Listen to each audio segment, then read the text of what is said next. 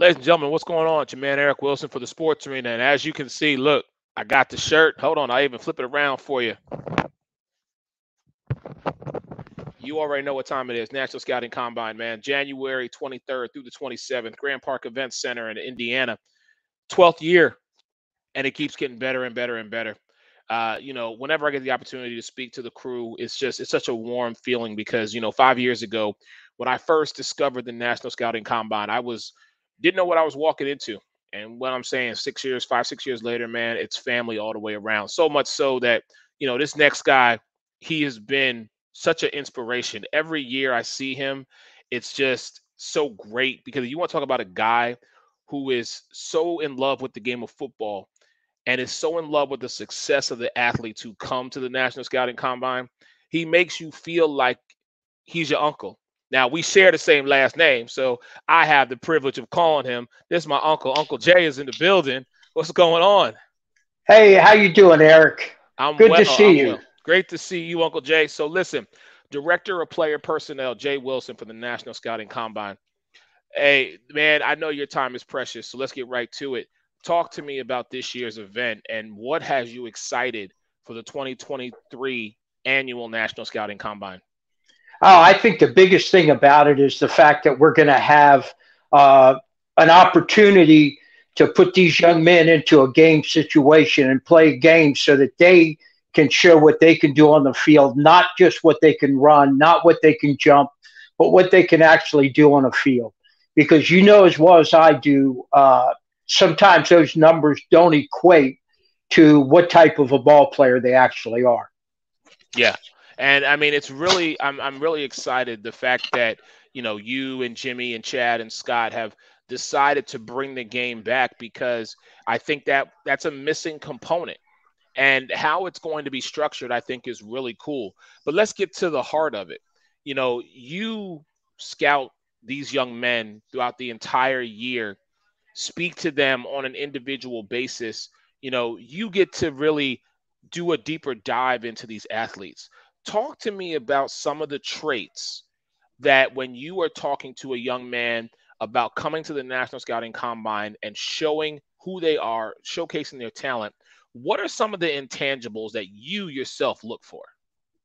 Well, every position is a little bit different, but bottom line is for all of these athletes, it doesn't matter if they're a quarterback, a defensive back, or running back, they have to have good footwork. They have to have good hips.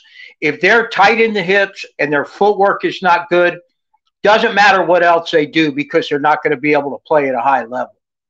Uh, on a quarterback, I look to see how quickly they release the ball. Are they waiting for a receiver to get wide open before they decide to throw the ball? Last year, we had Guy Myers in out of University of Charleston. One of the biggest drawbacks on Guy was he wanted to wait until those guys got completely open.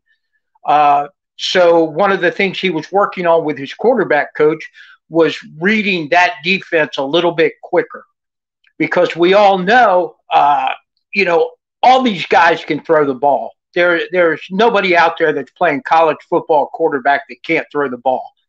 There's nobody in the NFL that can't throw the ball. The difference between Tom Brady and everybody else is he processes that information about a tenth of a second faster than everybody else does. He knows where guys are going to be, when they're going to be open. And a lot of times when you see him throw a ball, there's nobody in the area. And you think to yourself, who's he throwing it to? Next thing you know, here comes a wide receiver out of nowhere, right where the ball is. So that's what I look at for a quarterback. The offensive lineman, defensive lineman, like I said, if you have good footwork, good size, you're going to go places in this game. Yeah, and that's one of those, like I said, those intangibles that as a man in your position, someone who's been doing this for, at 12 years with the National Scouting Combine, and prior to that, and understand what these teams, what these specific coaches are looking for, which is why people value your opinion on the athletes that do come to the National Scouting Combine. But Uncle Jay, talk to me just about this year and just, the importance. I spoke to Jimmy and he talks about why it was moved up from traditionally when the NFL Combine was going on to January, bringing back the game, introducing some of our new technology partners that are coming on.